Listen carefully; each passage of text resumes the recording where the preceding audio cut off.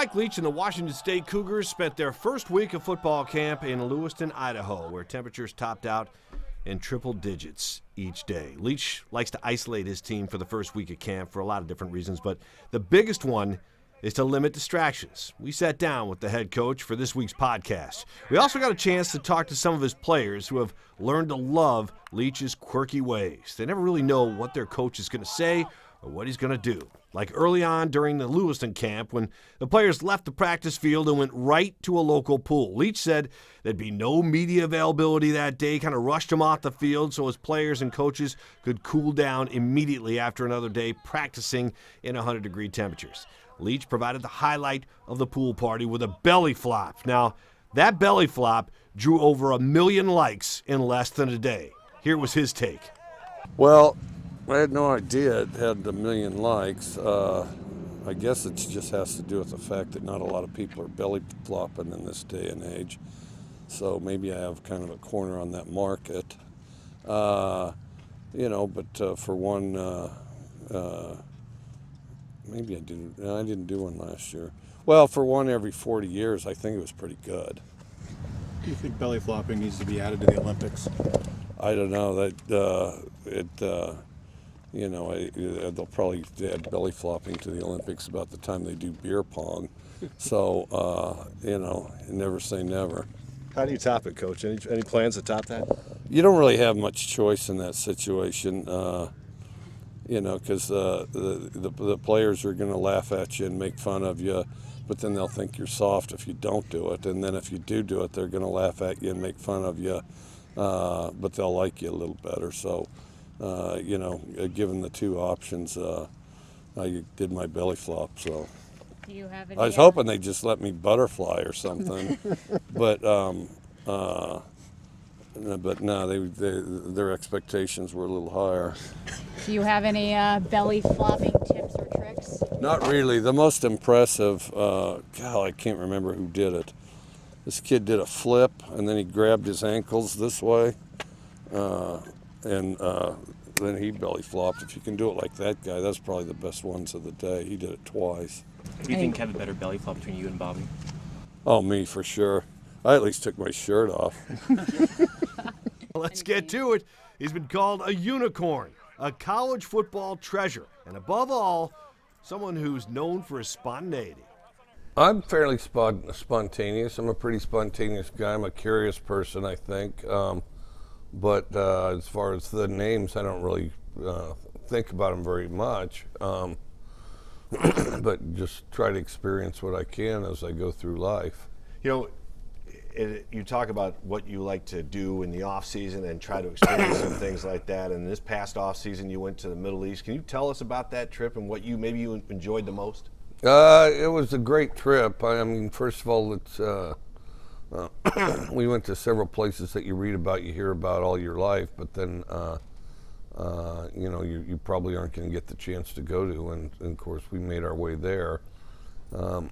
We went to Israel. And all the things that you read about, hear about, both in the Bible or on the news, and then went to the Dead Sea, went to Masada, went to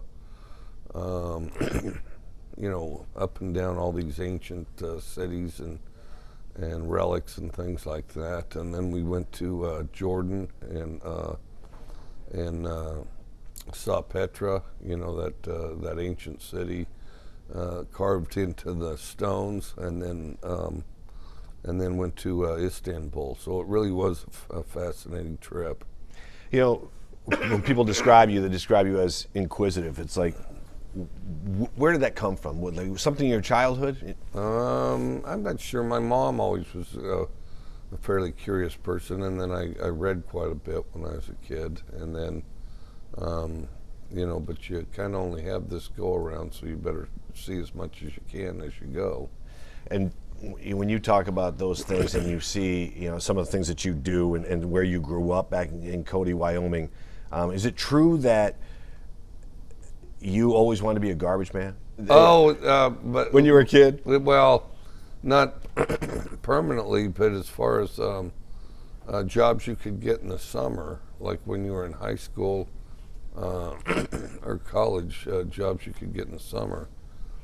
Garbage man was, that was a sought after position because you got to drive around in a truck, and then the other thing, if you finished your course early or something like that, I mean, you were done for the day. So you could hustle along and, work for 6 hours instead of 8 or something like that, They got paid better too, and I can't remember why, but it'd be the summer job type of stuff. Was it something about hanging off the truck too and riding on the? That looked fun. That looked like that'd be kind of fun, yeah. Let's talk about your class that you taught. It was limited to 40 kids, and I want to get the name correct because I want to make sure that we get this right. But it was called Leadership Lessons in Insurgent Warfare and Football Strategies. Was that your idea, and how to go? Well, it was me and a guy named Mike Baumgartner's idea. And Mike, former state senator here in Washington, and he's taught classes in insurgency and counterinsurgency before. Got his master's at Harvard and used to work for the State Department. And he'd come to our practices a lot, and he'd check out our practices and sit through meetings as we as coaches were watching and evaluating film. And he said that there were a lot of similarities between insurgency and football. And then as we started talking about it, we decided that it would make a pretty interesting course. And but my thought was not too many people would show up for it. I thought the course would be interesting, but I didn't know how many people would show up. So he says, "Well, I'll bet there'd be over 100." And I said, "Well, I'll bet there would be less than 100." So I tweeted it out, as in who would be interested in taking a course in insurgency and football strategy. And so then when I sent it out, the over-under was 100. But no, we got 43,000 people, and that said they'd be interested. And so, and then from there it was, and then the university got kind of interested in it when that many people were interested. And we were able to put it together quite quickly, a block class, and we did it over spring football because that ensured that I would be in town. And it was a lot of fun. We the guests, we'd bring in a guest speaker, guys that had been in Iraq, Afghanistan. One guy worked for Homeland Security and was instrumental in busting the shoe bomber and the bombers and the Boston Marathon bombers. And so we had just fascinating people. And so I'd say my part in the class and then, listen to the others. And it really was an interesting experience. Yeah. You gonna do it again? We might. I'm certainly not opposed to it. When you had Mark Rippon in there too, right? What's that? Did Mark Rippon come in and do it too? Yeah, well, he spoke at one class. Jack Thompson spoke at a class. Gardner Minshew spoke at a class. So, yeah, we brought in, a couple former players. Buddy Levy, my co-author, I wrote a book on Geronimo with Buddy Levy. Buddy spoke on Cortez. I spoke on Geronimo. So, yeah, no, we had some interesting folks. Your fascination with history and the trips that you've taken. You ever watch the show Ancient Aliens when they suggest things that happened in the past and how they possibly could put these rocks that weigh tons and build these structures in history? Are you a believer that they had help back then? Well, I've seen bits and pieces of shows like that. I can't say that I've watched it very comprehensively or anything like that. I don't know about aliens, but I do kind of believe in sort of a divine plan. I don't think that it's an accident that that the Americas got populated, and that they had some knowledge and understanding of things. And then the other thing, I think just like when I went to Petra, I mean, sometimes we're a little too quick to dismiss what people were able to do way back when. And so I think in some cases they're quite a lot more capable than we think they were. I mean, well like Petra's got this whole aqueduct system, for water and everything like that, even though it's out there in the desert, and this whole ancient city, which nobody knows how old it is, carved into the rocks, and it's just a real fascinating deal. And I think that a lot of stuff went on in the past that we don't even know about. But it's interesting. You think that they're not getting as much credit as maybe they deserve for some of the things they were able to do back then. Right, and I suspect they're able to do even more than we know about. Yeah. You mentioned Hawaii. I think Paris was one of your favorite spots. Hawaii is one of your favorite spots. You ever tried surfing or scuba diving or anything like that? Yeah, I got my advanced certification in scuba diving, and I have surfed. I used to go once a year, and it's harder now lately, but I would go to Saddleback Community College, where a good friend of mine, Mark McElroy, who he coaches the Saddleback JC football team, but also teaches 2 surfing classes, a beach volleyball class, and I think a golf class. So he's got a pretty good schedule. And what's good about him is, he's got the gear, the wetsuit, and since I'm not able to surf very often, it's good to have an extra set of eyes out there to because you lose your timing. You lose in surfing. You lose your timing, when to paddle, when not to, when to enter the wave, that type of thing. And so it's good to, at least in my case, to have an extra set of eyes out there. But your advanced certification in scuba diving, that must be something you're interested in. Yeah, and I like scuba diving. And if you go to a place, and you're in a hurry, of course you want to snorkel. I mean, if it's not too deep, you can cover more ground snorkeling.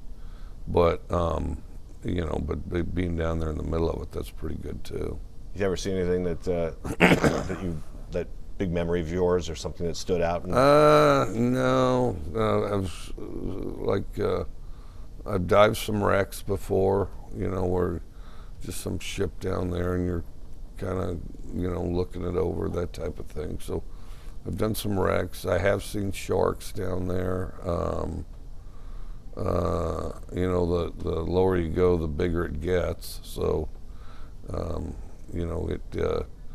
it kind of gives you a little pause when you see something like that. What was the biggest thing you saw down there? Was it a shark? No, it might have been. I saw it, and not just a little one, a really huge nurse shark one time. The more dangerous sharks that I've seen are smaller, but the nurse shark was a really big one. And then, even just the other fish, just the regular fish, tend to get bigger as you get down there. Oh, seen some huge rays before. Wow. Yeah. Is there something that you wouldn't want to do in life? Like you seem to want to do a lot of things. Is there one or two things, or one thing you wouldn't want to do? I can't think of anything, but if it's too unpleasant, I may not want to do it for too long. What about skydiving? Yeah, I'd do that. I haven't, but I would do it. Do you believe in the paranormal? Like Ghosts? Oh, yeah, I suspect there's ghosts. I mean, there's certainly, in my opinion, there's spirits and of people and things like that. I mean, pretty much if you, if you're a Christian or you a Christian, a Jew, a Muslim. Yeah, there's ghosts. I mean, that's part of the deal. I get a kick out of atheists that try to believe in ghosts, though. I mean, if you're an atheist, you don't get ghosts. I mean, that's just one of the rules. I mean, think about it, And then, so atheists that believe in ghosts, I get a kick out of, and Christians that don't. I mean, because it specifically talks about, someone's soul and things like that. Now, I don't know that they specifically go around and haunt people and give them a bad time. However, it does suggest they do sometimes. Do you ever watch those kind of shows? I have, and I can't say that I fully buy into those shows. I'm not saying that they haven't seen something, but those guys go out there with a special camera and a flashlight and jump and scream every so often. I don't know if I'm going for all that. Well, you got the and then recorders. the other thing, of course, they're going to have, they're I mean, from one episode to the next. I'm not saying they didn't see a ghost on one episode, but they better manufacture a ghost pretty quick, or it's not going to be a very good episode. Well, it's like those monster ones where they're trying to find the monsters and debunk those theories, and they seem to always get to the 58th minute and then it gets away. Oh, I know. And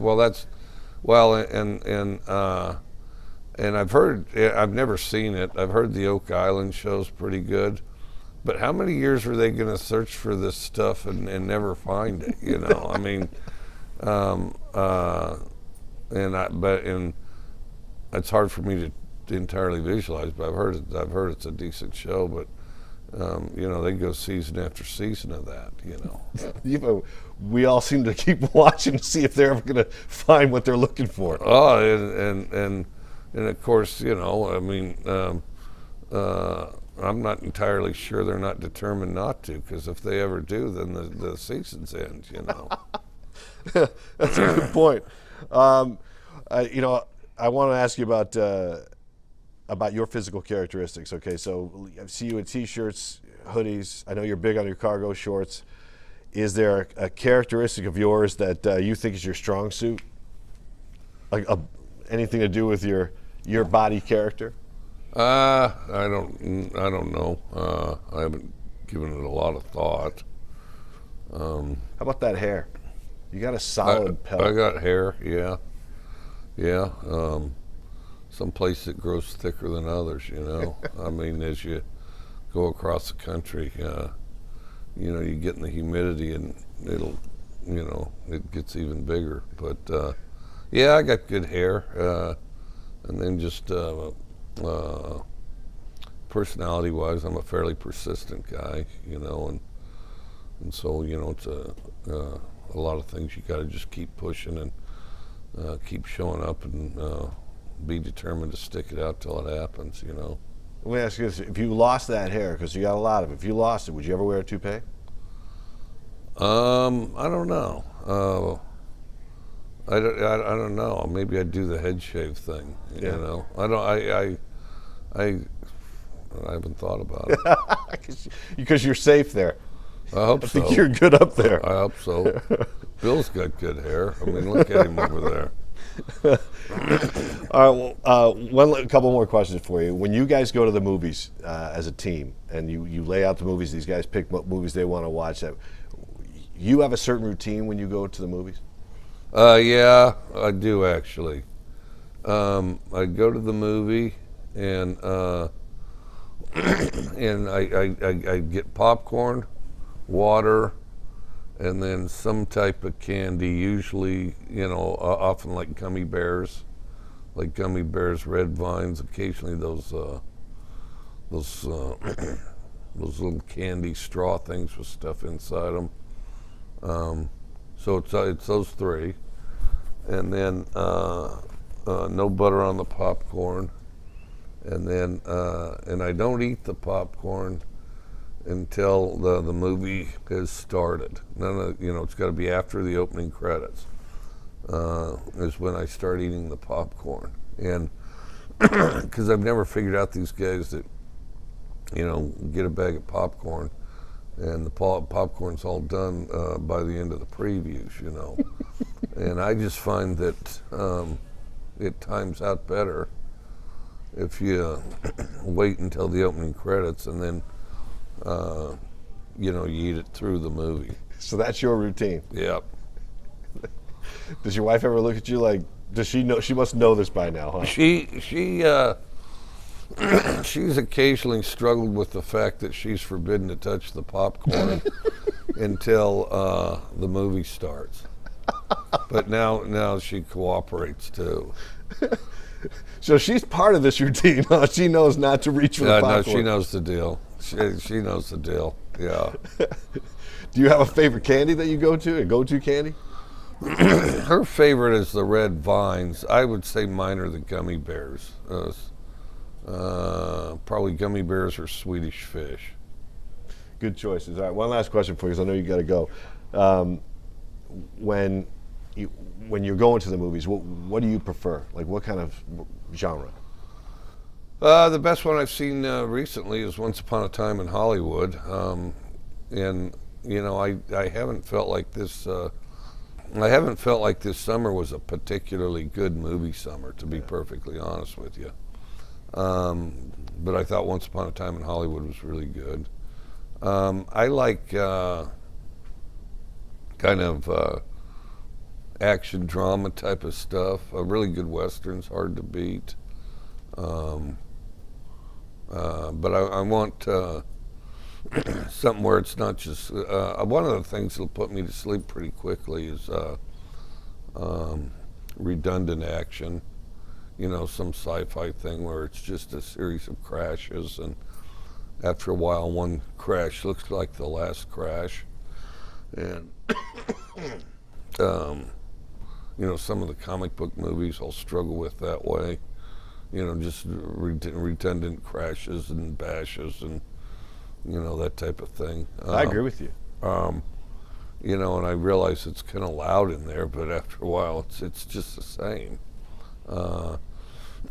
So I like characters to be developed. I like plot twists, kind of Alfred Hitchcock type of stuff, mysteries with some action in it.